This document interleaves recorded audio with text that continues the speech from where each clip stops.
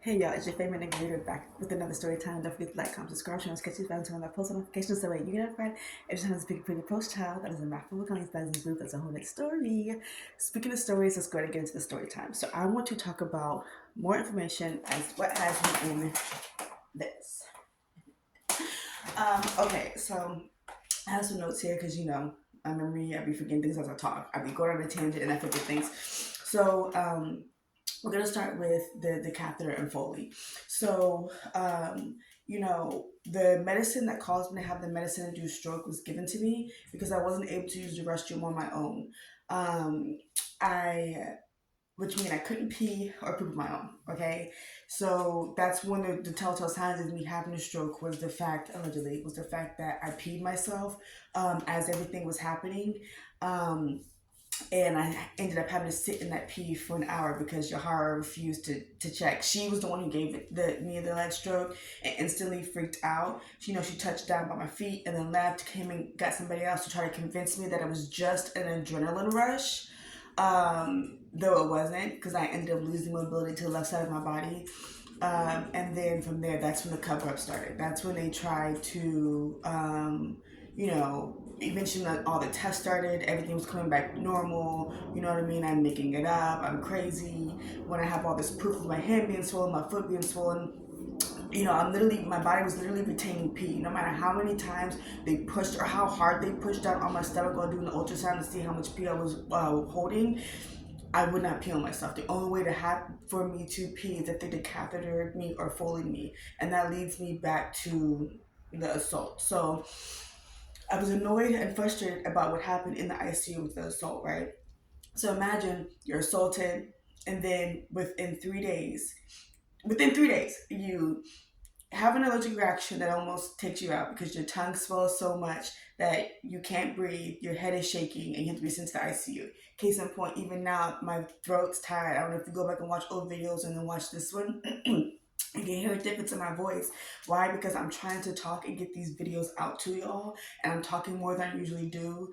And it's having an effect on my throat because my throat literally was swollen as my tongue was swollen with everything that happened from ramen nausea. I had to be put on oxygen to be able to breathe because I couldn't breathe. That's why I ended up in the ICU with the IVs and everything to, help diffuse the allergic reaction that my body was having, to try to help me breathe. Okay, one it's like, and then so imagine you go through that, then you have you're feeling uncomfortable whatever with this predator who sexually assaulted you in the ICU, and this is at University of Southern California, USC hospital, okay, both in Arcadia. It's like, and then three, after everything happens, you're being told you're only going to have female nurses that are going to help you because there's an investigation open because of this predator. Like Jill, I don't know. His name will be in the description, or you know what? Hold on, let me pause and get his name. Hold on. His name is Jay Gilman, allegedly. Okay.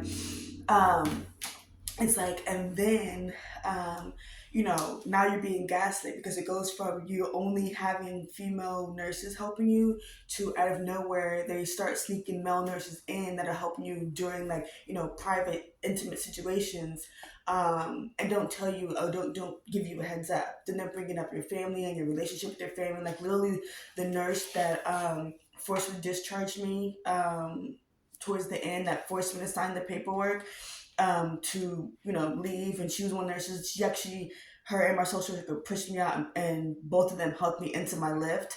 That helped me, that took me to the house before I ended up having to get readmitted back into the hospital.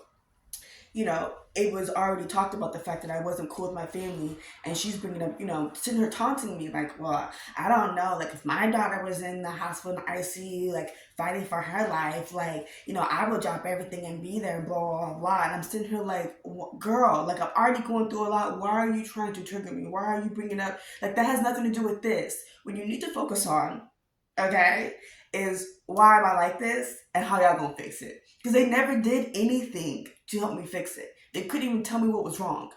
Okay? They're going over all these test results. They have me doing all this stuff, lumbar taps, MRIs, and even in the MRI, and then I'm feeling so uncomfortable. I'm literally moving. But they said that the MRI came back normal. There's no way an MRI comes back normal if a person's moving inside of the MRI machine.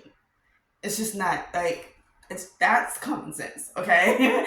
It's like, I'm having to do lumbar taps, and again, laying on my back, and my back already, I have a really deep arch in my back. So even when I sit in this, I have to sit to allow myself to have space for that arch, or my back hurts even more. But I'm laid on my back for 11 days. It's almost 2 weeks nonstop outside of the help to get to the restroom. That meant that my arch in my back fell. Okay, and even a nurse acknowledged she's gonna hurt her back laying like this, and nobody cared, and nobody did anything to try to help. All right, so my neck hurts and my back hurts, and I'm being told after this, after I've already explained that I have to go into this MRI, which is an hour long, and I have to sit here and be as still as possible. I'm like, well, I'm going to try to, but I have to constantly keep readjusting because my back hurts, and then I have a lumbar tap, which causes your back to hurt, and it gives you a headache, and I still have recurring headaches since they told me that would be a thing, and nobody did anything about that. So that's that.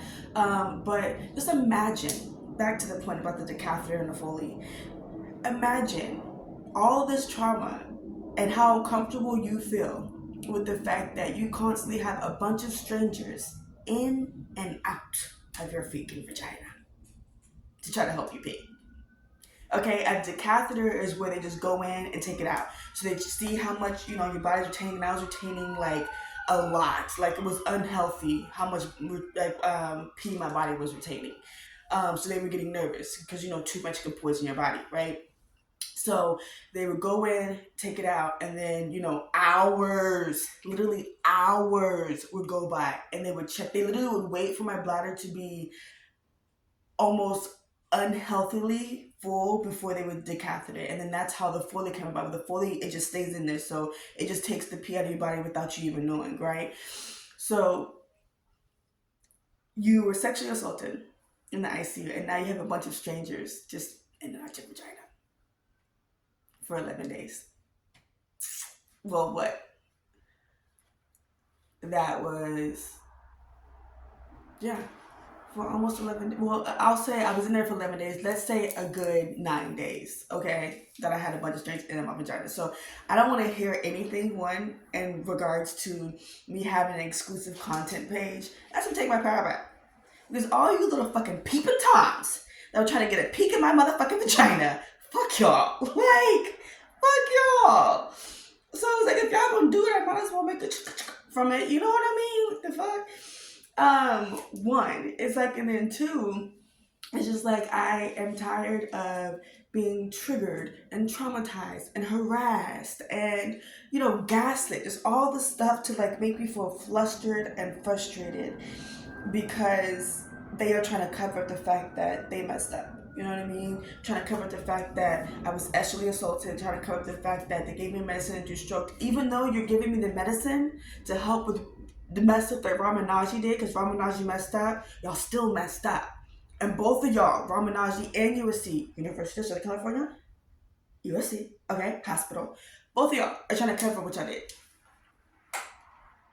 It's like, that's distasteful, that's disrespectful, that's just, it's not professional at all. And both y'all are supposed to be, well-known, well-renowned professionals, correct? With these chain restaurants and this amazing establishment of all these names that people are supposed to know.